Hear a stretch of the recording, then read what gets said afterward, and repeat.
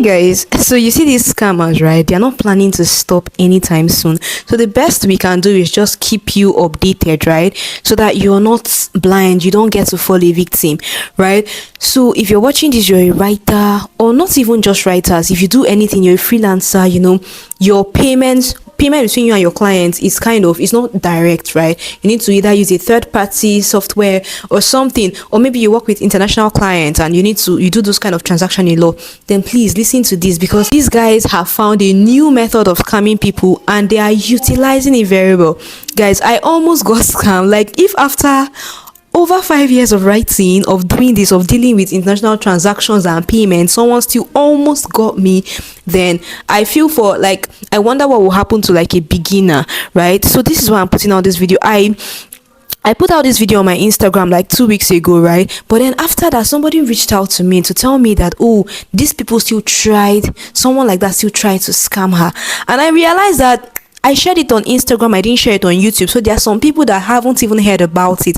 And I'm just going to use my platform to publicize, so that if you ever see any name like this, right, run, is a scam. They are scam. They probably go and restructure what they do. They'll go and re-strategize, change their methods and come again, change the name. But if you know about this one, you can help end it. Okay. So I'm going to be putting out the email address they sent me. Sorry, the email, the person that sent the email, name, everything you need, so that if you ever see anything like this, please run. It's a scam. Okay. So this guy sent me an email. Which day was this? I think 25th April, something like that, around like the ending of April. He sent me an email, talking about how he wanted me to write for him. He gave me a topic and he's like, the worst part about this thing, there's something called your writer's instinct, right? And I feel like it's very active for everybody, right? If you feel that something is wrong, then most times it's wrong. The thing is that most times we are just greedy, or not even just that we are greedy. Sometimes we want to just check, just give it the benefit of doubt, and it's not wrong. Because for me, I've actually had an experience where I thought something was a scam. I was ignoring them. They were pushing after me, they were chasing me, and I was like, why are these people chasing me to do this thing? I don't want to do it. And it turned out that that was not a scam. Actually, those people are one of my biggest clients now, right? So not all of them are scams. Like 10% they will be correct, but it's either 90%. Please beware. So this guy reached out to me. He gave me a tour. He was like, he has he checked me up online. And of course, that did not surprise me, because I'm online a lot. So I thought, okay, there are a couple of places you could have seen me. I have my website, I have my Instagram, literally everywhere. So he could have seen me anywhere. So it was like, he checked me out, he liked my work, and he thinks I'm the best person for the job. Then he gave me the topic. He was like, he wants to talk about, the theme is the internet and social media, blah blah blah. Then he says he was looking for 2 brief articles, right, containing 1 forward. Like, it's the detail for me. Usually these scammers, they make mistakes, they make errors, their punctuation is off, but this guy was detailed, got everything right. And that was one of the things that scared me, because they are improvising before you can just immediately tell. Because when you look at their profile, you look at the way they're talking, you know that they don't know anything they're saying. But now these guys are improvising. They are now actually knowing what they're saying, because this guy got me. Like, everything was well put together. So I actually felt it was not a scam. Okay. So now he came, he gave me the topic, gave me outline, gave me deadline for submitting the article. Now guess what he did? This was something that put me off. He now went ahead to tell me the budget for the project. He was like, the budget is $1.75 per word, and that's a total. So he totaled it and gave me a total. It came up to like $4,900 for the both articles. And this is usually like a red flag. Most times clients will not tell you their budget. They will come and tell you, okay, what do you charge, what are your rates? But this guy went straight, told me what he wanted to pay me, totaled everything, did the calculation, and it's like, this is what I'll pay you, right? And for the price, it wasn't even the price that got me off, because people pay around that. It wasn't so off from what people pay, right? If he was offering me $10,000 or maybe $20,000 for 2 pieces, then I would it would be weird. But yeah, it wasn't so off from what people do that amount. It's not an off figure.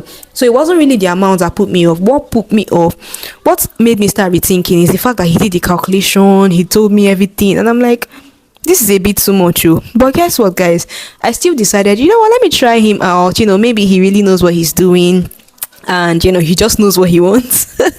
So I now replied him, right? I gave him a reply and I told him, yeah, that okay, we should do it. Let's go and let's get the deal started. You should send me a contract, let me sign, and let's get started. That was when he mentioned payment, and that was where everything just went south, because he was like, okay, for payment, right? He said he wanted to pay me using check, which was crazy, right? He was like, let me read it out for you guys.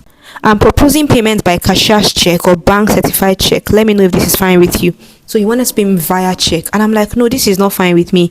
I don't want a check. Do a transfer. There are thousands of ways to transfer money internationally. Do a transfer. Use PayPal. Use anything, but don't give me a check. I'm not even in the US, right?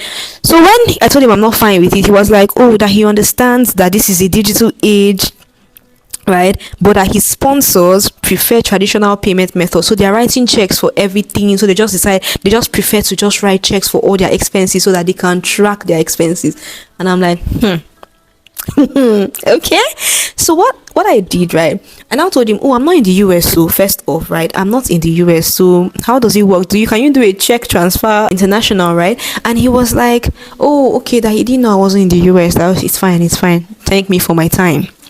And guys, guess what? I wanted to still see where that was going, so I now reached out and told him, oh, you know what, I actually have some contacts in the US, so if you don't mind, we can still do the transaction, and then my contacts will collect the money and we can talk.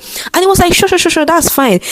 We can do that. Send me the name, address, and phone number of your contacts in the US so that we can pay the money. So when I reached out, doubt by now I knew something was off, right? Because the way he was strictly saying, oh, he doesn't want to do transfers and all that. I now reached out to like my friend in the US that was supposed to collect the money for me, and she was like, Joy, this seems like a scam. I'm like, right? She's like, yeah, why is he asking for a check, like specifically, right? She now told me, you know what, hold on, let me go and do deeper research. Now, I had already researched the guy, right? But I didn't go so deep because, I don't know, I just didn't go so deep. Thank God for friends like that, people that really do research, because she now went further to make her own research. And guess what? That was how she came back like 30 minutes later, sent me a screenshot and like, this guy is a scam. The exact message he sent me, the exact name of the person, everything, he had done it. Like, he had done it to someone before, and the person had reported online. And guess where she found it, guys? Reddit. That's why one of the things I always talk about on this platform, if you want people-based opinion, you see sites like Quora and Reddit, they are very great.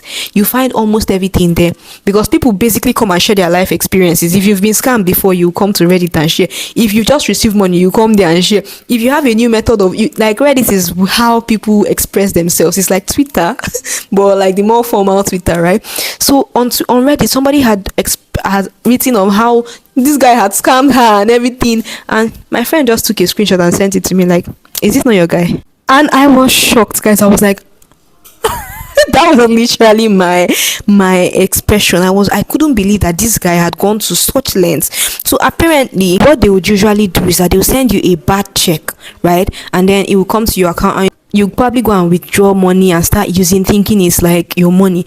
It could cause a lot of problems with your bank. It could even implicate, and guys, the worst part is that I wasn't even using myself. It was someone. I was using a friend, so I could have implicated her and myself at the same time.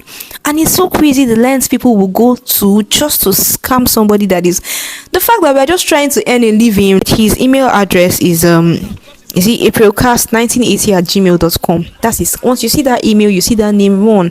But yeah, it's probably not his real name. He will just change it and continue. So this, I've put the screenshot on the screen for you. If you see anything that looks like this, it's a scam. Just be running. Just don't listen to them, right? So yes, I just thought to come and sensitize people, because we are going through a lot. Like, we are dealing with power supply, we are dealing with internet, we are dealing with finding clients, we are dealing with people who usually say, oh, I don't work with Nigerians. To top it all, we are dealing with scammers. People are trying to scam us. It's just a terrible situation. And yeah, hopefully you don't fall a victim. Thankfully, all of that didn't work. Like, it didn't happen.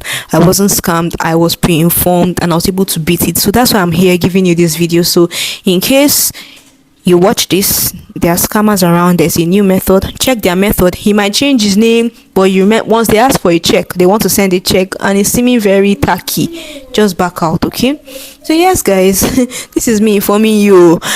Right. So, I mean, I hope that if you got here, you've learned something new, and I hope you share the video. Let your fellow friends know, anybody that is a freelancer, let them know that there's a new scam in town, right? So, yes, guys, thank you so much for staying to the end of my video.